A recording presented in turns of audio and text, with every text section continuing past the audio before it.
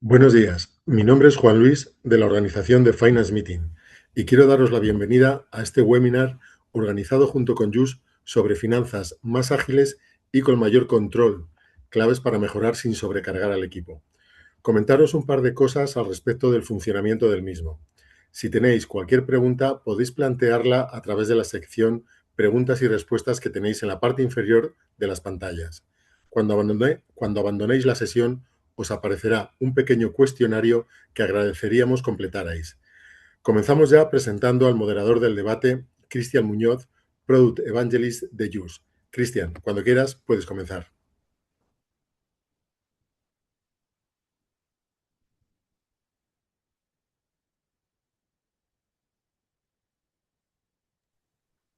Hola a todos, ¿qué tal?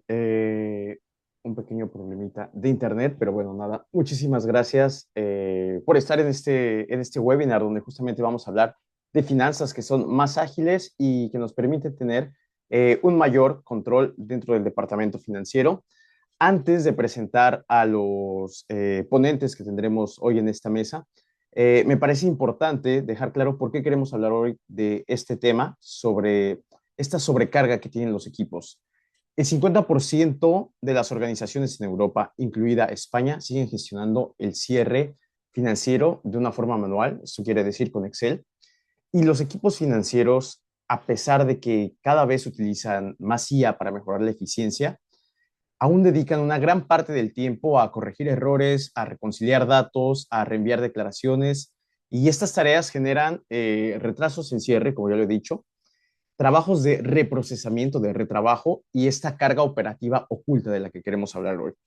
67% de los equipos financieros enfrentan una falta de personal calificado y 88% de las personas en el equipo financiero depende demasiado de IT, ¿vale? 69% de los equipos financieros actualmente dedica al menos 5 horas cada semana a recrear informes y 58% dedica también al menos 5 horas semanales a hacer la transmisión de datos físicos al sistema de contabilidad, ¿vale? En términos de implantación de tecnología, aún hay una baja madurez de automatización en los equipos. A 2026, solo 24% de los CFO españoles han integrado completamente tecnologías avanzadas, ya sea que hablemos de IA o que hablemos de automatización, y el 42% todavía está en fase de exploración. Un punto que es medular y que caracteriza la situación española es el aumento de las exigencias regulatorias que llevan a un trabajo más manual en algunas situaciones. Estamos hablando de la ley Verifactu y también de la ley Crea y Crece, que va a traer consigo la obligatoriedad de la factura electrónica a partir del siguiente año. Bueno, esto abre preguntas como ¿cómo pueden los equipos financieros mejorar sus resultados revisando el diseño de sus procesos? ¿Dónde están las mayores oportunidades para liberar tiempo de tareas operativas y dedicarlos a actividades de mayor valor? ¿Qué papel juegan los procesos estructurados y trazables en un control financiero más eficaz? ¿Y cómo se puede reforzar el control y el cumplimiento normativo, incluyendo estos marcos como la ley Crea y Crece o la ley antifraude? Y justo para hablar de ello, pues ahora sí que tenemos a 4 invitados que son expertos en cada una de sus empresas y de sus sectores. Para ello, hoy tenemos a Francisco Herrero, que es director de Administración y Management y Control en Vitas. Hola, Francisco. Buenos días a todos y gracias por la invitación a este webinar. Encantados de tenerte aquí. Y también contamos hoy con la presencia de Héctor Hernández, quien es director global de Administración y Finanzas en Prosegur. Hola, Héctor. Muy buenas, un placer estar aquí con todos vosotros. Bueno, el placer es nuestro de tenerte aquí. Y bueno, contamos con Isabel Lotero también, quien es directora financiera en Movida Iberia. Hola, Isabel. Hola, buenos días a todos y muchas gracias por esta oportunidad de poder compartir ideas con esta gran mesa que habéis montado. Pues encantados de tenerte a ti también. Y bueno, contamos también finalmente con Eduardo Tamarit, quien es Finance Manager en Daxa. Hola, ¿qué tal? Buenos días, Cristian. Gracias Hola, ¿qué por tal? la invitación, por compartir este ratito con todos vosotros. Pues no, gracias a ti por estar con nosotros, gracias a cada uno de vosotros y gracias por esta mesa que espero que sea de mucho valor y yo creo que será de mucho valor para cada uno de los financieros que el día de hoy pues nos están viendo y que justamente quieren saber cómo retirar esa sobrecarga que existe y que es uno de los principales problemas en los departamentos financieros. Bueno, tenemos de aquí hasta las 11 y así es que no es mucho tiempo y yo creo que vale la pena hablar del primer bloque que tenemos y que conlleva todo el diseño de procesos que se tienen que generar para generar una mayor agilidad y control financiero buscando retirar la sobrecarga. Justo lo que hemos hablado es de que, por ejemplo, los directores financieros están pasando mucho tiempo ingresando información a las herramientas contables, están pasando mucho tiempo creando reportes, aún los equipos no están a 100% capaces en el uso de la tecnología y esto hace que haya una sobrecarga. Cuando tenemos ciertas ineficiencias, yo creo que una pregunta para abrir sería cómo detectar dónde vienen esas ineficiencias en el departamento financiero. Comenzamos contigo, Héctor. Sí, pues mira, Cristian, yo creo que es muy buena pregunta y creo que es, para empezar, me parece un punto excelente, ¿no? Yo creo que hay que medir, ¿no? Entonces, para tener claro dónde vienen todas esas trabas, tanto por proceso o por su área departamental o qué es aquello que nos está generando esos dolores, yo creo que hay que medir, ¿no? Estamos muy acostumbrados a que el día a día nos coma, ¿no? A gestionar un poco con los juegos o a gestionar tan dentro del día a día que normalmente no medimos. Cuando se mide es cuando realmente se detectan esas improductividades o esos problemas que surgen, pues como digo, por su área o por su proceso, ¿no? Mira, yo por darte un ejemplo, nosotros, creo que uno de los procesos que normalmente genera peor experiencia para el usuario y más burocracia suele ser el proceso de procurement to pay, ¿no? Todo lo que va desde la solicitud de compra hasta el pago final de la factura. Y además es un proceso que genera insatisfacción a mucha gente, ¿no? Porque genera insatisfacción a nuestro cliente interno, que es el que tiene que hacer toda esa burocracia, y también genera insatisfacción al proveedor cuando sale mal, ¿no? Porque es el primero que no cobra sus facturas y es algo que siempre provoca esas fricciones, ¿no? Entre las áreas de compras, entre las áreas de accounts payable, entre las áreas de administración, ¿no? Y entre los proveedores. Entonces, yo por poneros un ejemplo, creo que ese proceso, que normalmente, además, bueno, que vosotros lo sabéis bien porque tenéis un gran expertise en ese área y habréis visto millones de casos, ese proceso se suele burocratizar mucho, digamos, porque es un área que es controvertida, al final es salidas de caja de la compañía y siempre es importante monitorearla, pero a mí me resulta curioso que siempre se intentan implementar grandes procesos de P2P, pero nunca se intenta monitorear cuáles son los grandes problemas que hay en esos procesos de P2P, ¿no? Entonces, al final acabamos implementando procesos que tratan de llevarnos a un excesivo control sin tener claro cuáles son los problemas que generan, ¿no? Entonces, creo que hay KPIs, por ejemplo, en ese proceso, y os cuento nosotros, por ejemplo, cómo lo medimos, que pueden ser, por ejemplo, el tiempo desde la solicitud de compra hasta el pago, que puede ser el tiempo o el número de facturas pagadas fuera de plazo, que puede ser el tiempo desde la aprobación de la solicitud hasta la emisión del pedido, que son indicadores muy ricos porque al final nos dicen dónde está el problema, ¿no? ¿Dónde tengo el problema? El problema lo tengo en que mis órdenes de compra son muy complejas de realizar y por tanto los usuarios no las realizan y por tanto hacen Maverick Buying o esas compras en las que la factura llega justo antes de haber hecho el pedido. ¿O dónde está mi problema? Mi problema está en que los usuarios no tienen una buena capacitación y por tanto no recepcionan sus pedidos y por tanto no se puede liberar la factura para el pago. ¿O dónde está el problema? La calidad de mis maestros de proveedores, la calidad de mis maestros de artículos. Pues todo esto no solo hace que además pongamos foco en el problema, hace que además enriquezcamos muchísimo todo lo que es ese proceso y que acabemos con procesos muy robustos. Creo que al final, por un poco recopilar lo que tú decías, Cristian, medir, hay que medir tiempos, hay que tener los KPIs por proceso claros y hay que tener las palancas activables para cuando surja alguno de estos problemas poder resolverlo a tiempo. Perfecto, creo que has abierto muy bien la discusión y bueno, sí, efectivamente, constantemente ellos discutimos con los directores financieros y efectivamente a veces se quiere implantar un proceso, sin embargo, no se ha visto, no se ha medido, no se sabe exactamente qué es lo que está impactando y a veces es como, hay este proyecto, tenemos que implantar este proceso, no sabemos si vamos a mejorar o no, simplemente viene desde dirección, viene desde el consejo y cuando vamos a fondo para ver qué es lo que está pasando, bueno, quizás no ese es el proceso que hay que corregir, sino hay otros más burocráticos. Tienes toda la razón. Bueno, medir, nos quedamos con medir para detectar ineficiencias. Y después, yo creo que un punto importante es cómo implantar ya un nuevo proceso una vez que hemos medido y ver que no vamos a romper la inercia de trabajo y también saber qué proceso particular del departamento financiero se ha implantado con alguna herramienta para mejorar el proceso. No sé si aquí, Francisco e Isabel, alguno de vosotros o ambos nos podáis decir cómo habéis implantado un nuevo proceso sin romper esa inercia de trabajo y qué proceso en particular del departamento fue. ¿Comenzamos con quién? ¿Contigo, Bueno, Isabel? Bueno, pues muchas gracias, Cristian. Luego te cedo la palabra, Francisco. Pues mira, yo creo que la clave para implementar un nuevo proceso o procedimiento es conseguir, y lo ha comentado también Héctor, que los usuarios finales reciban un beneficio claro y rápido, ¿no? Y eso es importante.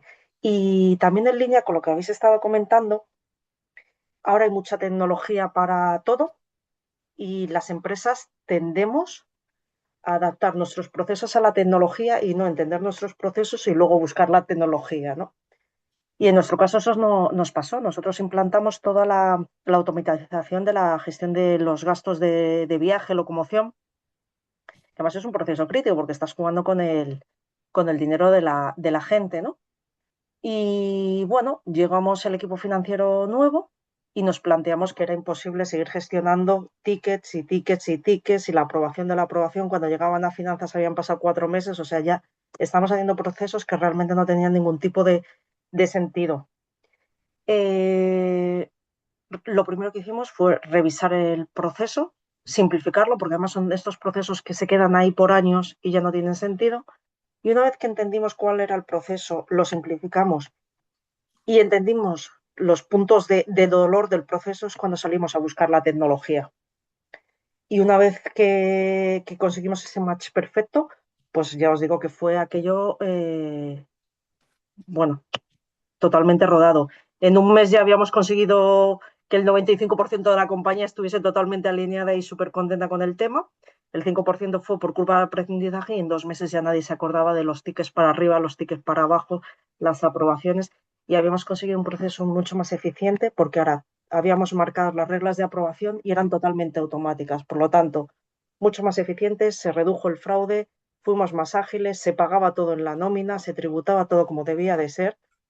Así que esa es mi idea, un beneficio rápido, pero que analicemos y entendamos bien los procesos y los puntos de dolor de los diferentes procesos.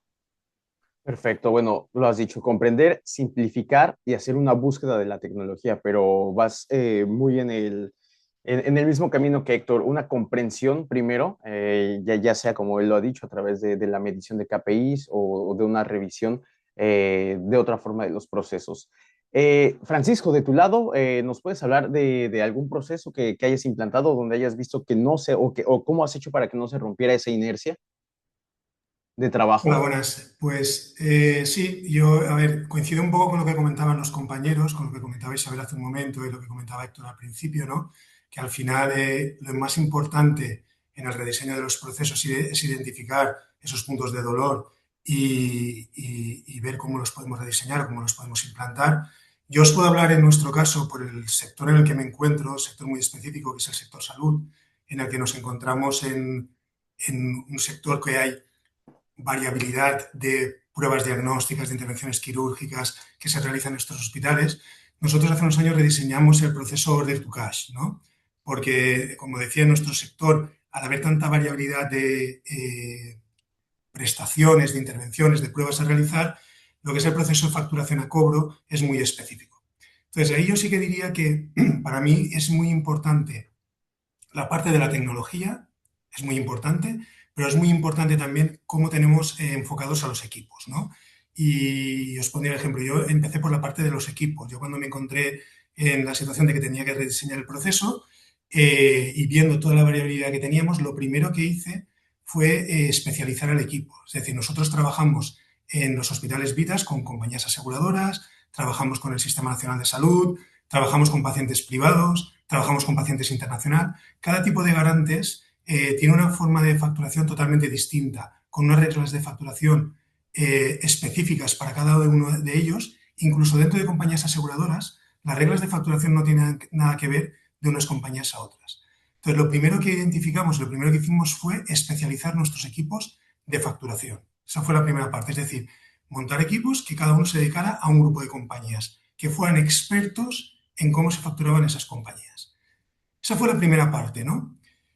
Luego la segunda parte, antes de entrar a la tecnología, para mí fue un poco hacer una labor pedagógica.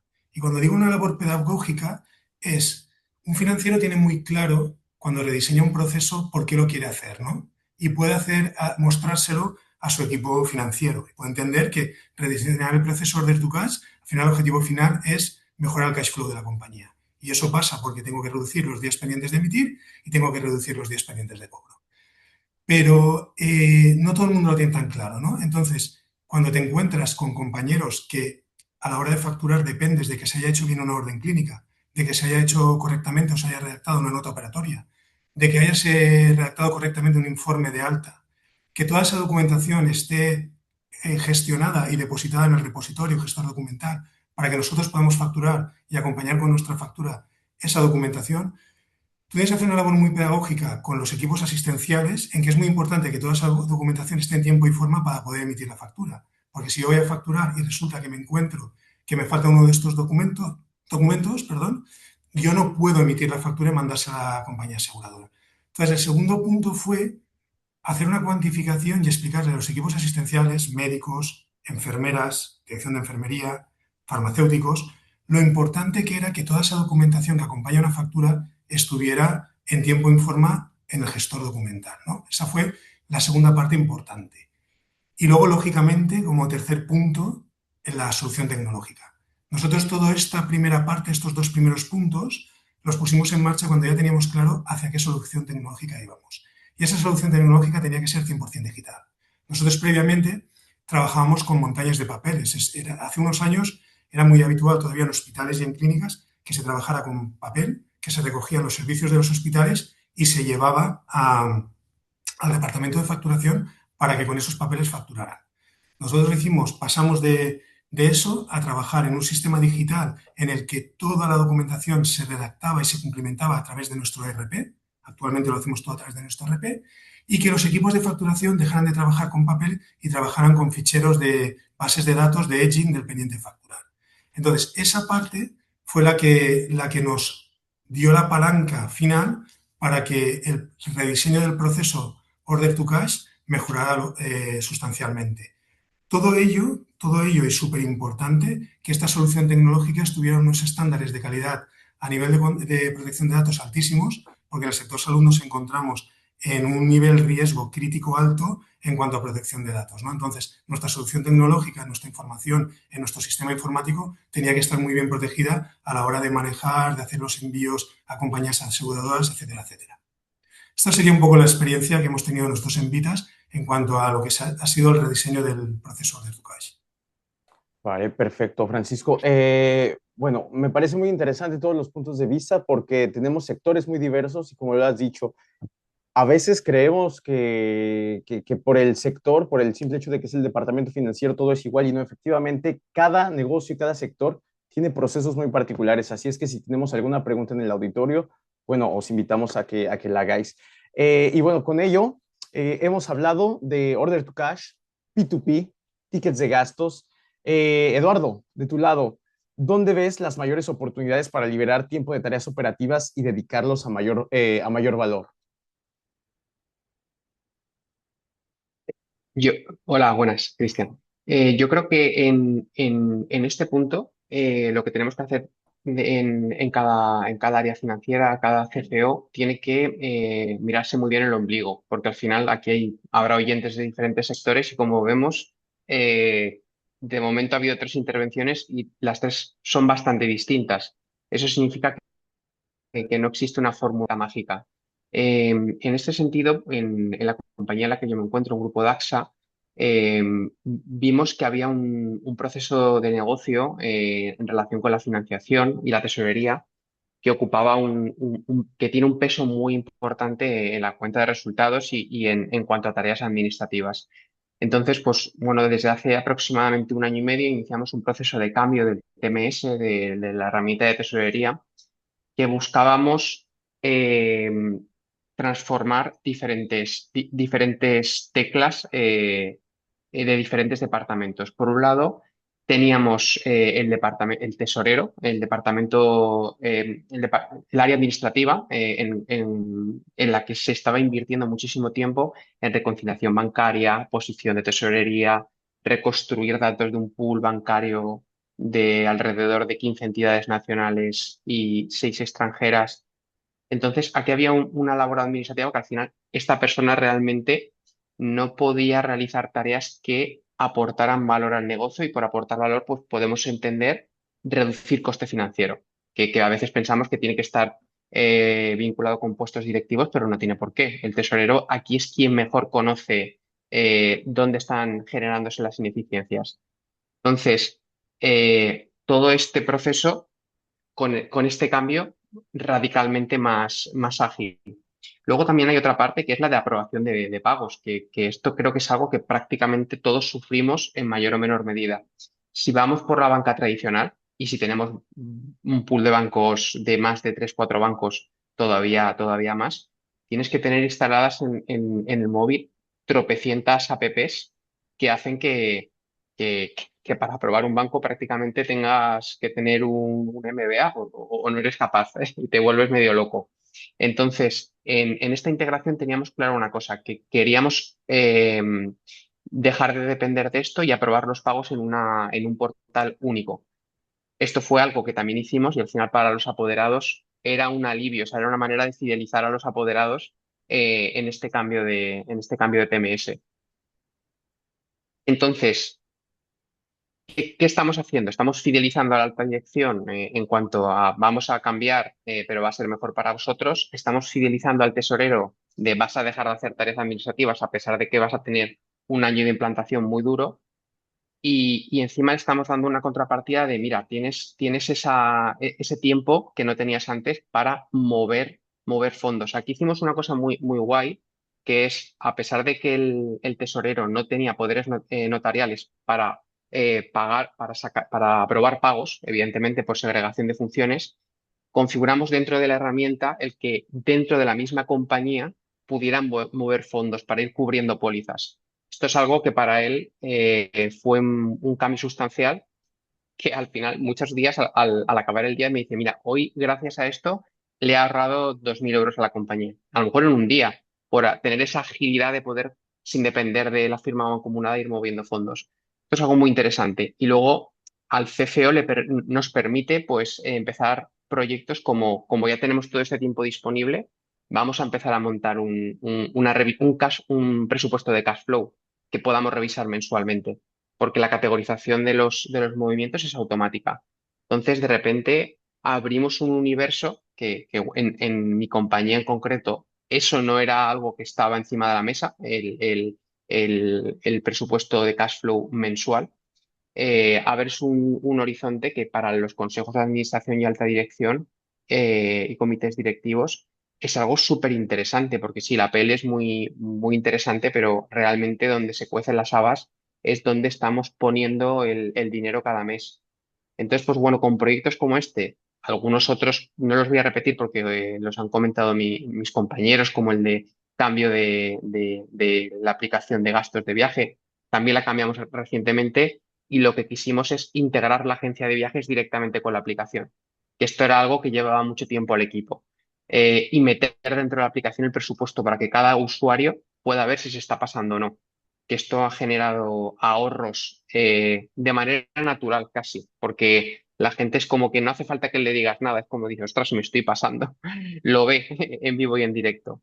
O la digitalización que comentaba Francisco de documentos también es algo que hemos acabado con el papel. Que eso, aparte de acabar con el papel, permite que en cada aprobación de cada documento la abogada esté como última revisora previo a enviar a la persona que tiene poderes para firmar el documento. Entonces hay que pensar un poco de manera holística dónde podemos ahorrar costes, donde realmente podemos un poco ya abandonar Excels, emails, para que todo sea un poco lo más ágil posible. Me- eh, eh, ti- Bueno, tienes toda la razón en esta parte del proceso para hacer que todo sea lo más sencillo, lo más posible. Yo veo que en todo lo que vosotros habéis dicho son procesos que pertenecen a diferentes áreas, digamos, de la parte financiera, como es la tesorería, los gastos o el proceso exacto del P2P. Al final, es como ha dicho Isabel, el punto crítico es dar un buen servicio a tu usuario final. Y bueno, puede ser en este caso el proveedor o puede ser finalmente la persona que ha recibido el servicio y a quien le vas a emitir la factura. Pero para llegar a ese punto, justamente cada uno de vosotros me parece que ha nombrado que es luchar contra esa burocracia que se va creando y que son burocracias muy particulares porque cada empresa es como una familia y se generan las burocracias que son particulares y que quizás no existen iguales en otras empresas. Ahora, en el proceso de la gestión de facturas, hace un momento estábamos hablando contigo, Héctor. Nos has hablado de los KPIs para medir, has hablado de cómo mides, nos has hablado de la medición de tiempo, por ejemplo, de una solicitud hacia el pago, los indicadores de pago de facturas, el problema de la calidad de los maestros. Nos has dado toda una serie de KPIs que son pues bastante importantes para hacer una medición de cómo está el estado o la salud, digamos, del proceso P2P. En este proceso de gestión de facturas, que para muchas de las empresas es de los que impacta más, eh, fue un reto la resolución, porque como tú nos lo has descrito, ya está todo muy estructurado. No sé si así ya estaba el departamento financiero cuando llegaste o cómo lo estructuraste para llegar a tener tanto orden y que al final lo pudieses desglosar como lo has hecho al inicio de esta discusión de forma tan sencilla. ¿Fue todo un reto o cómo has hecho? Es un reto, pero más que dibujar el proceso, que yo creo que efectivamente siempre hay que empezar por dibujar el proceso, creo que el reto más bien se enfoca en la gestión del usuario, ¿no? Porque claro, cuando pasas de una metodología de trabajo a otra radicalmente distinta y que implica más accionabilidad por parte del usuario, normalmente suele haber resistencias, ¿no? Siempre está el clásico, llevamos X años haciéndolo de la otra manera y ahora hay que cambiar, ¿no? Bueno, sí, las cosas tienen que cambiar porque si no tanto los procesos como los sistemas, pues acaban teniendo una obsolescencia, que es lo que hay que evitar, ¿no? Mira, yo llegué en 2018 y justo en ese momento tuve la suerte de que estábamos inmersos en el cambio del ERP, ¿vale? Hicimos el upgrade de la versión on-premise a la versión cloud. Y justo con eso rediseñamos y aprovechamos para rediseñar muchos procesos. Uno de ellos fue justo este, ¿no? Entonces, no te diría que el rediseño ha sido fácil, lo que te diría es que la gestión del usuario es muy complicada. Y a día de hoy, que todavía convivimos en algunas geografías donde el roadmap de implementación no ha llegado, ¿no? Todavía convivimos con los anteriores, eh, sí que les hemos cambiado este proceso también y sí que les hemos inculcado también esta metodología de trabajo, porque es más fácil, ¿no? O sea, en el caso que tú decías, por ejemplo, un departamento, incidiendo en el caso de P2P, pero aplicable a cualquiera, ¿no? Un departamento de administración normalmente sufre mucho cuando le llegan toneladas de facturas y no sabe de dónde salen esas facturas, ni a qué corresponden, ni ahora contra qué lo contabilizo, y esto hay que pagarlo, y esto, ¿no? Sufre mucho con eso. Oye, pero al final hay un solicitante detrás de esa factura, hay alguien que ha incurrido en ese gasto, ¿no? Entonces, claro, siempre se piensa en lo primero, vamos a hacer un pedido, ¿no? Vamos a poner el pedido, lo compartimos con el proveedor y cuando llegue la factura hacemos un matching y entre la orden de compra con el número de pedido y la factura, pues se recepciona la factura y el proceso es automático, ¿no? Pues eso que parece tan simple, a la gente le cuesta, ¿no? Y os voy a poner un ejemplo. Mira, en Alemania teníamos una persona que se nos quejaba mucho, ¿no? Que tenía un montón de aprobaciones y que tenía que estar aprobando todo el día contabilización de facturas. Y claro, nos sentamos con él a explicárselo y le dijimos, mira, al final todos los procesos o todas las cosas que tenemos de esta manera procedimentadas en la casa ya llevan implícito un control interno, ¿no? Porque Cuando tú tienes un pedido, lo que se aprueba es el pedido, no a posteriori la factura. Y el pedido te lo aprueba tu manager funcional, no lo aprueba el director general del país, ¿no? Entonces, todo esto se hace de modo que tengas una auditoría de flujo y de modo que todo quede bien trazado y que intervengan las menores cosas posibles. Pero en este caso concreto, ese país, que era Alemania, aunque pueda parecer que son súper de procesos, súper cuadriculados y tal, pues era Alemania, nunca seguía el proceso, ¿no? Entonces, ¿por qué esta persona, por qué este country manager estaba todo el día probando excepciones? Porque no seguían el proceso, porque no había pedido. Hacían las o mandaban las facturas con lo que llamábamos número de empleado, ¿no? Que eso básicamente es que cualquiera podía incurrir en cualquier gasto, enviarlo a administración y ahora gestiónalo tú. Entonces los tiempos eran infames, o sea, llegamos a medir retrasos de más de un mes desde que la factura llegaba con número de empleado, lo que llamamos número de empleado, a procesos que duraban 5 días en la recepción, registro y pago de la factura al proveedor cuando se hacía bien, ¿no?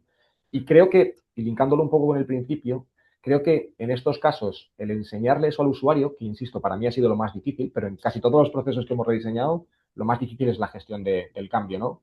Creo que es ahí donde ven de verdad lo rico que es esto, ¿no? Entonces, claro, creo que pasaron de tener un grado de pedido del 30, del 40%, en los últimos meses están en más de un 80%, ¿no? Aunque solo sea por eso, solo sea por quitarse el dolor de tener que hacer 50 aprobaciones, 100 aprobaciones o 200 aprobaciones al día, han incurrido en el proceso, ¿no? Y creo que eso es bueno. Entonces, bueno, se sufre, pero se sufre más en la gestión del cambio. Tienes toda la razón. Bueno, Isabel lo había mencionado y lo dijo de una forma muy simple cuando nos explicó el proceso que se hizo con los tickets de gasto. Al inicio se aplicó la medida y después estaban todos contentos. Y así sucede, las personas están contentos, pero ese proceso a veces es demasiado largo en la implantación. Francisco también nos ha dicho cómo es que utilizó o cómo es que tuvo que educar a su equipo para que las facturas pudieran ser emitidas en tiempo finalmente. Y es esa parte de educación que es una parte clave y vital y que si no se implica al equipo es uno de los principales puntos que hace que un proyecto tecnológico que busca justamente agilizar un proceso no funcione, no se desarrolle bien. Ahora, aquí me parece que es la cuña perfecta o que es la entrada perfecta al tema que tenemos de las nuevas normativas y procesos, porque aquí es un punto importante porque evidentemente uno, hemos hablado de pagar en tiempo para que el usuario final, en este caso, reciba un buen servicio. Y la ley, por ejemplo, que tenemos de facturación electrónica, que está por llegar, es lo que busca, que al final los plazos de pago se reduzcan, que las empresas, sobre todo las pequeñas empresas, las pyme, puedan tener liquidez, que al final estaban siendo pagadas demasiado tarde y no tenían liquidez. Y es lo que se busca hacer ahora con los procesos. Entonces vamos a pasar a una transición tecnológica justo de facturación electrónica, etcétera. Y aquí yo creo que a cada uno de vosotros me gustaría conocer vuestro punto de vista de qué forma prevéis que la llegada de Verifactu, que impacta a empresas más pequeñas que son de menos de 6 millones, pero sobre todo la factura electrónica, cómo este proceso que realmente va a impactar la forma de trabajar de forma interna, cómo es que va a impactar en vuestras empresas de forma actual y cómo es que vosotros os estáis preparando para este cambio que si todo apunta bien, va a ser aprobada o va a salir publicada la orden ministerial el 1 de octubre de 2026, lo cual va a hacer que a partir del 1 de octubre de 2027 sea obligatoria la entrada en vigor o la utilización de factura electrónica en España para todo lo que son transacciones B2B. ¿Cómo es que estáis preparando a vuestras organizaciones para este cambio? Comenzamos contigo, Francisco. Sí, bueno, creo que aquí actualmente estamos todos los que estamos en esta sala y todos los financieros bastante agobiados por este tema, porque sí que es un cambio radical y muy significativo en todos nuestros departamentos. Siempre que piensas en la facturación electrónica, te viene en mente tu facturación, pero no perdamos de vista que es tu facturación más la facturación que recibes de tus proveedores. Y a veces eso es incluso más complejo que gestionar la facturación que tú emites, porque puedes encontrarte con proveedores o con una amalgama de proveedores que puedes tener, variopinta, empresas grandes, multinacionales, empresas pequeñas, etcétera, etcétera, en función del sector en el que estés, ¿no? Yo, por aportar nuestra experiencia, sector salud es un sector que ya ha entrado parcialmente en facturación electrónica, ¿no? Y ahora me explico. Nosotros desde hace unos años para determinados tipos de facturación ya estamos implantando en la facturación electrónica. Es aquella facturación, todas aquellas pruebas diagnósticas, como pueden ser resonancias magnéticas, tags, etcétera, etcétera, urgencias, cuando vienes a un hospital y te atienden de manera urgente, ¿vale? Pruebas de diagnóstico biológico, como es el laboratorio, etcétera, etcétera. Entonces, en esa parte de prestaciones, nosotros, como decía, hace unos años ya nos implantamos en facturación electrónica. ¿Cómo funciona la facturación electrónica? Pues bueno, si sois usuarios o conocéis cómo funciona el sector salud privado, tú cuando llegas a un hospital, tienes una cita previa o acudes por urgencias, te identificas con la tarjeta de asegurado de la compañía en la que estés, ¿no? Si vas como compañía aseguradora. Entonces, en esas tarjetas de asegurados es donde tenemos integrado esa facturación electrónica. Y os pongo un ejemplo muy sencillo, ¿no? Tú acudes por urgencias a, por ejemplo, el Hospital 9 de Octubre, que es donde estoy yo de director financiero, y haces el proceso de admisión, haces la cola, y una vez te atienden, una vez hacen todo lo que es el proceso de admisión, toma de datos, lo que hacen ya antes de pasarte a la sala de espera, donde tienes que esperar a que te llamen para que te atienda un facultativo, es pasar por unos terminales el plástico, ¿no? La factura. Entonces, en ese momento en el que pasas por el terminal la factura, o sea, la tarjeta, perdón, automáticamente se genera la emisión de la factura electrónica. Hay una conexión entre el sistema informático de Vitas del 9 de octubre con el sistema informático de la compañía aseguradora y se genera una transacción, ¿vale? Y automáticamente eso, si lo tienes integrado en tu ERP, como lo tenemos nosotros actualmente, tienes la emisión del documento, factura con toda la ley de facturación y la información al sí. Eso queda reflejado en el momento. Nuestra experiencia hasta la fecha de este tipo de facturación que llevamos para este tipo de prestaciones, como digo, que es muy limitado en cuanto a pruebas diagnósticas y urgencias y consultas externas, son todo ventajas. Yo veo todo ventajas. Ventajas en el sentido de que, por un lado, si tienes todo bien parametrizado, que eso es importante, que tienes que tener el baremo bien grabado, que te coincida con el baremo de tu compañía aseguradora, etcétera, etcétera, en el momento se te genera la factura y se ha hecho en la admisión, es decir, no necesitas a ninguna persona en el back office para que te emite la factura. Ha quedado hecha en la recepción. Punto número 2. Si tienes integrado, como tenemos nosotros ahora, esa facturación electrónica en nuestro ERP y en nuestros OGS o kioscos, tú probablemente no necesitas ni una persona física ni una persona que te haga esa facturación. Es decir, si tú acudes al hospital y el proceso de admisión, en lugar de hacerlo en un mostrador con una persona, es en un kiosco, en el momento que introduces la tarjeta, te hace el proceso de admisión y te manda a la zona de espera donde tienes que esperar a que te llamen para entrar a la consulta del médico, en ese momento queda generada la factura. Con lo cual, tú has emitido una factura sin la necesidad de tener una persona física que te la emita. ¿Vale?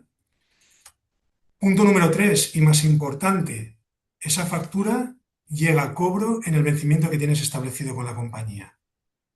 Y pongo ejemplos. Puede ser que por algún error tu baremo no coincida con el baremo de la compañía. Imagínate que yo emito una factura por 100 y el baremo de la compañía es por 95. Cuando llegue el vencimiento de esa operación, si se ha realizado correctamente, a mí la compañía me va a pagar por 95. Luego ya discutiré con ella que tengo una diferencia de baremo. Pero ya en el vencimiento, si es a 30 días, a 60 días, lo tendré cobrado. ¿Vale? Con lo cual tenemos una ventaja muy buena en cuanto a los periodos de cobro. Aquí no hay cabida a la duda de si yo emití la factura, la recepcioné, no. Va todo por un chip electrónico y la facturación ha quedado emitida en el momento. ¿Vale? Más ventajas. Todo esto nos está ayudando en todo el proceso que comentaba ya anteriormente del order to cash. Al final, gano en eficiencia en cuanto a personas que necesito para facturar, gano en tiempos de cobro, gano en lo que es el cash flow, ¿no? Y básicamente yo creo que estas serían todas las ventajas que yo encuentro actualmente en nuestro negocio y con la implantación que hemos tenido de la facturación electrónica. Pues me parece que no son pocas, son bastante las ventajas. De hecho, me parece que queda muy bien porque justo estás describiendo un proceso que es rápido, que reduce esas burocracias de las que tenemos y que al final ayuda a que el cliente final, como los había dicho al inicio, obtiene un servicio más eficiente. Hay una parte también, Cristian, perdona, que se me olvidaba comentar, que creo que también es importante. En esta facturación electrónica que se hace, como digo, en el mostrador o en el OGS, primero ya estamos quitando un recurso del back office y lo estamos pasando a la parte de la admisión, con lo cual tienes que tener también, si hay algún problema, educada a la emisionista en cuanto a facturación, ¿vale? Pero por otro lado, es muy importante también que si ese asegurado tiene algún problema en la cobertura de su aseguramiento, de su póliza de seguros, el hecho de que se facture a través de un OGS o en el pase por el lector de la tarjeta en la admisión del mostrador, ya te va a dar el error. Quiero decir, si yo tengo una carencia porque me he suscrito a una póliza hace poco tiempo y tengo un periodo de carencia de 6 meses, por ejemplo, o resulta que no estoy al corriente de pago de la póliza, automáticamente me va a decir el pase de tarjeta que hay un error y no se puede facturar. Con lo cual, la instrucción que tiene la persona de admisión, o el OGS en este caso, es que no va a poder facturar y no va a poder ser atendido ese paciente.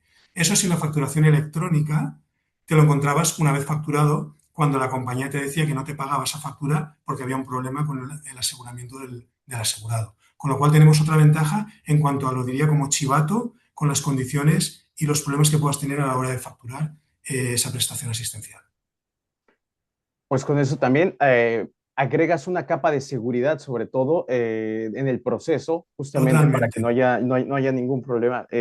Son ventajas bastante importantes que justamente uno de los principales miedos que tienen las personas o los financieros que aún no han aplicado la facturación electrónica y que la ven llegar, es que justamente tienen más miedo de que les va a crear una burocracia más grande más allá de la eficiencia. Yo creo que has dado unos pincelazos bastante claros de las ventajas que finalmente se tienen cuando el proceso ya está implantado. Es interesante saber ahora el punto de vista de Héctor, porque en el caso de Héctor también hay una experiencia con la factura electrónica, pero es más en otros mercados. No sé si Héctor nos puedas hablar un poco de tu experiencia con este proceso y de cómo os estáis preparando ya para la llegada de lo que sería la factura electrónica en España. Sí, nosotros, la experiencia que tenemos, que como sabéis, bueno, estamos en diversas geografías, pues en algunas de ellas, como por ejemplo Chile, sobre todo en general Latinoamérica, tiene un grado de avance bastante elevado en relación, por ejemplo, con España en este aspecto, ¿no? En la facturación electrónica. Son muchos países en Latinoamérica que ya van muy evolucionados con la facturación electrónica. A mí, por ejemplo, siempre me gusta poner el ejemplo de Chile, ¿no? Chile es un país que es un referente en cuanto a facturación electrónica. Ellos tienen su proceso súper trabajado porque ellos empezaron con diferentes grados, ¿no? Pero desde el 2000 empezaron a trabajar, desde el año 2000 empezaron a trabajar en estos formatos y desde el año 2018 ya es obligatorio, ¿no? Entonces, solamente cabe regirse por la facturación electrónica. Entonces, a ver, yo entiendo que haya algunas reticencias cuando hablamos de la ley de facturación electrónica, porque al final, como bien decía Francisco, nos tiene a todos un poco de cabeza y sobre todo pensando en quién es el tejido empresarial o quiénes van a ser muchos de los receptores y de los que van a tener que aplicar un poco esta doctrina, van a ser pequeñas empresas o van a ser autónomos, ¿no? Que están obligados también a entrar en el procedimiento. Entonces, claro, para una empresa como nosotros, pues sí, es verdad, te trae de cabeza, pero al final Prosegur es muy grande, tiene experiencias de otros mercados, tiene ese conocimiento y, bueno, puede separar un poquito de presupuesto que al final no va a ser muy significativo. Pero para una pequeña empresa o para un autónomo que tenga que dedicar recursos, que tenga que dedicar a esfuerzos a la entrada en vigor en esta ley, al final yo entiendo que eso les impacte muy sustancialmente. También creo una cosa, creo que en el medio largo plazo es beneficioso. O sea, yo suscribo todos los puntos que dice Francisco, porque efectivamente lo que él ha comentado, con la experiencia que él ha comentado del sector sanitario, es la misma que nosotros tenemos en Chile, por ejemplo, ¿no? El proceso administrativo se reduce, la carga administrativa se reduce. Hay una diferencia que es que en Chile existe la figura de la aceptación tácita, que al contrario en España no se va a implementar desde el principio. O sea, lo que también quiero dejar un poco sobre la mesa para que la gente, la audiencia lo tenga claro, es que no se va a quedar aquí la ley, seguramente vaya evolucionando, ¿no? Y seguramente vayamos alcanzando cotas como las que hay en países, pues como digo, que son referentes. Entonces, a día de hoy en España se va a poder consultar en Hacienda el estado de cómo está esa factura, pues si está rechazada, si está aceptada, como sea. En otros países, por ejemplo en Chile, la aceptación es tácita. ¿Esto qué quiere decir? Que simplifica incluso el proceso de tener que visitar Hacienda para esto. Es decir, a los 5 días de haber enviado la factura a Hacienda, si no se ha rechazado, se considera expresamente, se considera tácitamente aceptada. Entonces, esto quiere decir que, claro, en 5 días todo tu proceso termina, porque en 5 días ya estás obligado a registrar esa factura y estás obligado a pagarla, porque si no, te pueden meter en lo que ellos denominan buros de crédito, que básicamente son pues estos lugares donde se comparte la morosidad, donde se comparte la deuda y que te pueden vetar pues incluso para concursos públicos o para cualquier tipo de operaciones financieras, ¿no? Pues bancos, etcétera, etcétera. Entonces es muy relevante todo ese proceso porque efectivamente acaba por participar el mínimo imprescindible de personas. O sea, nosotros no está tan automatizado como decía Francisco la parte de los kioscos, ¿no? Porque es verdad que sí que interviene una orden de compra, alguien la registra, se emite la factura, pero pensad una cosa, al final el cambio de los formatos hacia factura electrónica habilita que los facturadores puedan hablar entre sí, tanto el que emite como el que recibe. Entonces, ya no necesitas, antes había personas, ¿no? Lo que viene todo esto a poner es orden y a poner simplicidad en ese proceso. Y luego, por otro lado, facilita operaciones como, por ejemplo, en Chile es muy común el factoring de facturas, ¿no? Como están todas en Hacienda, pues, oye, se pueden ir cediendo esas facturas en función de la calidad crediticia que tenga el emisor de esa factura, ¿no? Entonces, facilita la aparición, pues, oye, de según qué otros negocios. Entonces, yo estoy muy a favor. Nosotros es verdad que ya llevamos, ya, bueno, como ya sabéis que esto ha tenido sus idas y sus venidas, ya estábamos bastante preparados, tuvimos que echarlo para atrás y ahora pues volver a implementarlo por esa decisión magnífica que hubo en diciembre del año pasado.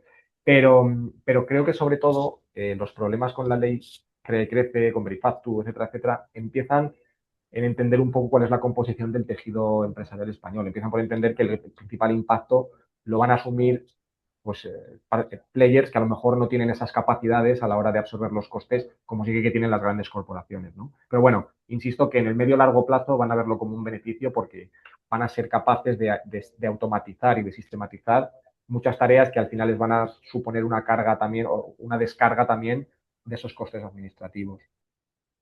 Perfecto. Bueno, tienes igual razón. Hay bastante más ventajas que desventajas con la implantación de la factura electrónica. De tu lado, Isabel, ¿cómo es que tú lo ves y cómo es que te estás preparando para la facturación electrónica en España, ahora que está, parece ser que más latente? Bueno, nosotros nos lo estábamos planteando como un cambio de paradigma, ¿no? Y creo que con las experiencias que han contado Héctor y Francisco se ve claramente, ¿no?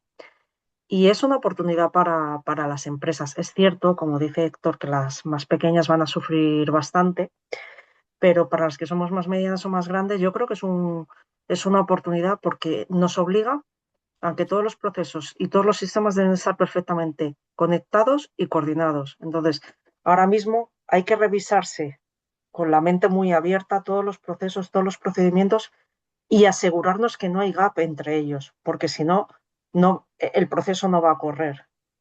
También nos va a obligar a ver cómo estos procesos están alineados con la tecnología, los recursos y los sistemas que tenemos, que, que aunque parece que siempre deberían estar alineados, no siempre va a ser así. Y luego formar a la gente.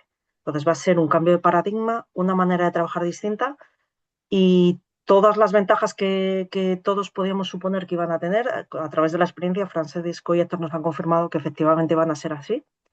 Pero yo creo que también va a tener un impacto muy grande en las personas, porque creo que al reducir carga administrativa, simplificar o automatizar muchísimos procesos, lo que nos va a permitir es a determinados perfiles reconducirlos a tareas de mayor añadido.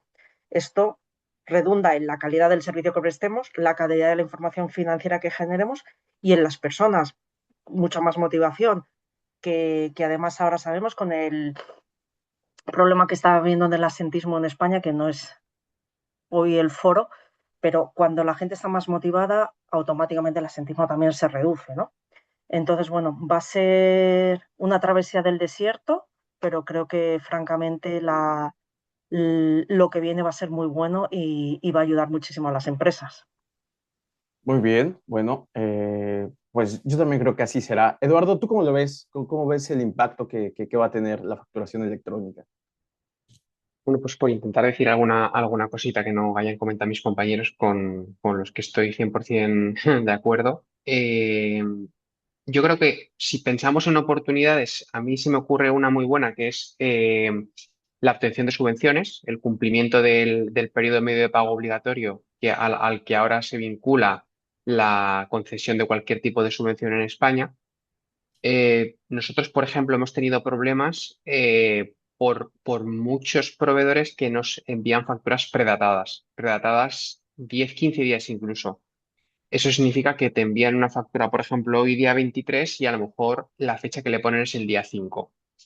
Si el auditor cuando te emite la certificación y ve que la fecha de factura es día 5, aunque tú le pongas que el inicio de la fecha para el cálculo del PMP es el 23, pues no es lo mismo que se lo estés diciendo tú, que evidentemente tienes interés en que te salga, a que haya un ente imparcial tecnológico que tome como fecha de referencia en la que la factura se envió, que es la fecha que hay que considerar para realizar el cálculo. Entonces, aquí, una vez esté todo esto rodado, aquí hay una oportunidad muy buena.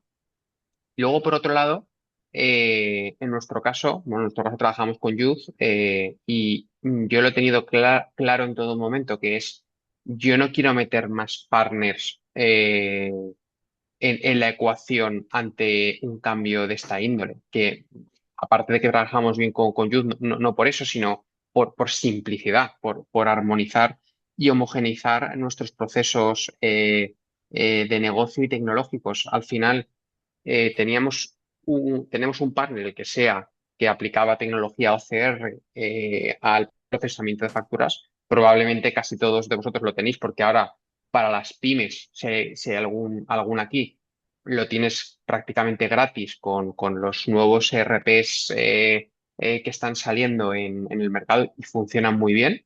Y si esta es una empresa mediana grande, seguramente lo tienes también porque accedes a partners externos que te lo hacen. Entonces, eso es para mí, la clave es que esos partners nos ayuden a liderar este proceso de tanto en la recepción de ese nuevo formato como en la emisión, si es posible, sobre todo en la recepción 100%, porque ahí se producen sinergias naturales, porque van a convivir formato papel barra PDF con el formato digital. Y si eso puede ser una palanca para que el mismo que te hace la recepción ahora te esté haciendo la entrega en formato digital porque tienen experiencia y porque ven que hay una oportunidad de negocio, pues mejor que mejor. Entonces, un poco la mentalidad, intentar hacerlo todo lo más sencillo posible y armonioso y meter cuantos menos partners barra herramientas, mejor, porque luego las tienes que gestionar y eso te requiere tiempo. Sí, tienes toda la razón en esa parte. También eso puede crear alguna burocracia, que es lo que buscamos evitar. Bueno, nos quedan 8 minutos y todavía quiero haceros un par de preguntas más. Si las podemos responder en un minuto cada uno, sería excelente. ¿Mayor control es sinónimo de eficiencia? Que era parte de lo que estamos viendo ahora. ¿Qué opinas, Isabel? Claramente no. Es decir, si el control es inteligente, si el control tiene un sentido y está automatizado, sí. Si no, ese control probablemente lo que nos lleve es a interacción humana, mayor error, por lo tanto, ser totalmente lo que debería ser un control. Entonces, si el control es inteligente, sí, si no, no. Qué bueno, porque hay muchos departamentos que sí que tienen la idea de que mayor control es sinónimo de eficiencia. ¿Tú cómo lo ves, Héctor? Pues yo estoy totalmente de acuerdo. Yo creo que el control, para que sea eficaz y efectivo, tenemos que medirlo. No podemos garantizar, lo que decía al principio, no podemos garantizar que por implementar un proceso que efectivamente a priori hayamos pintado en la pizarra, ¿no? En estas sesiones de brainstorming que siempre hay, y creamos que va a traer beneficios, no podemos creer que por el mero hecho de pensar eso vaya a traer los beneficios. O sea, los procesos hay que seguirlos y hay que monitorearlos y hay que tener claros qué KPI seguir todos los meses y a medida que se van suponiendo los cierres, ¿no? Lo decías tú al principio, Cristian.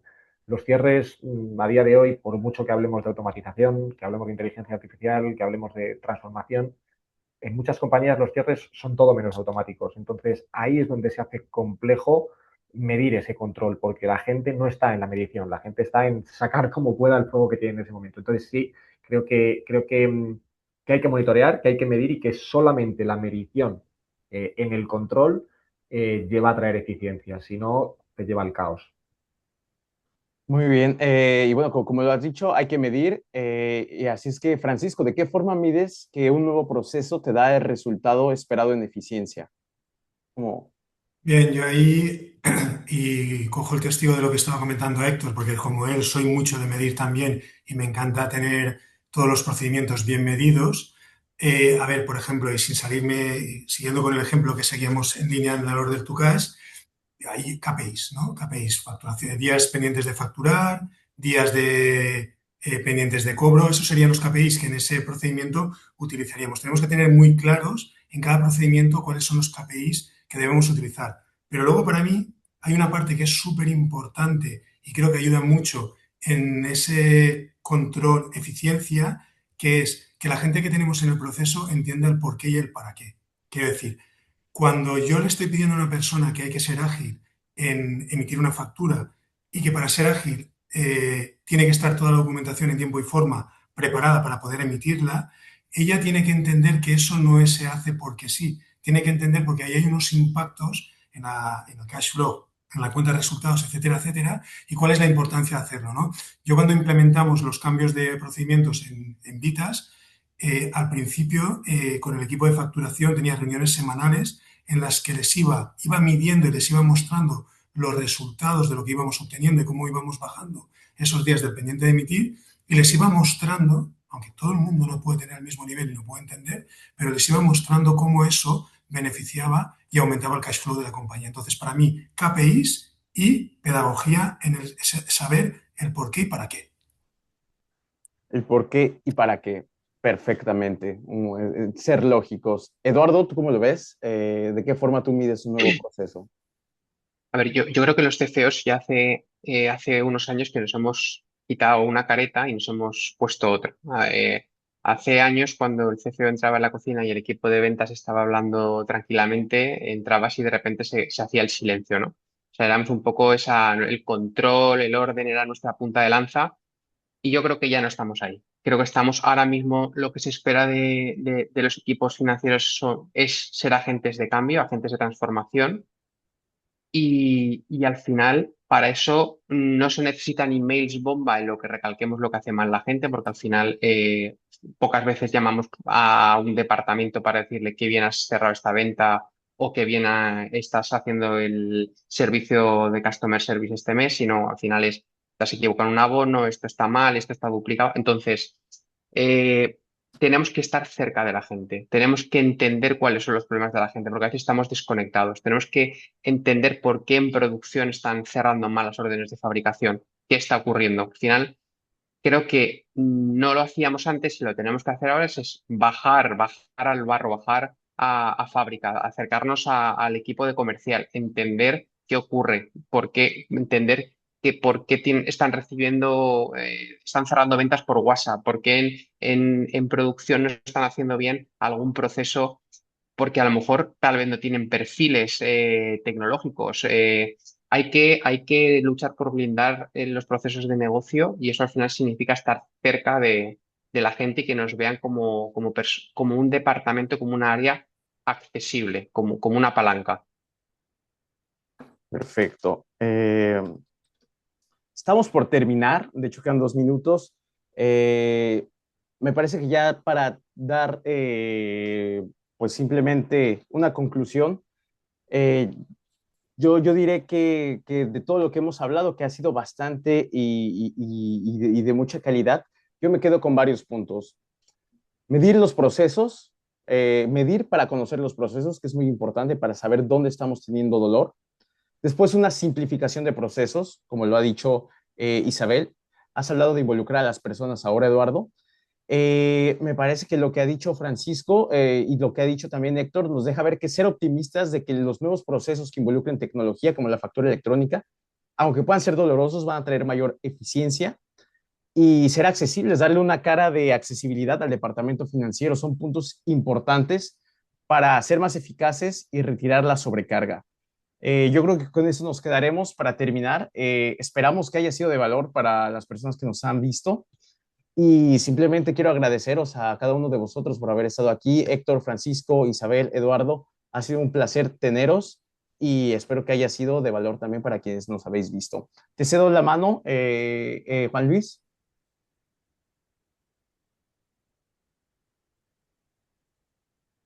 Pues muchas gracias a todos por vuestra participación. Muchas gracias. Muchas gracias. Pues muchas gracias a un todos. placer. Que tengáis un buen día. Gracias. Igualmente, buenos días a todos.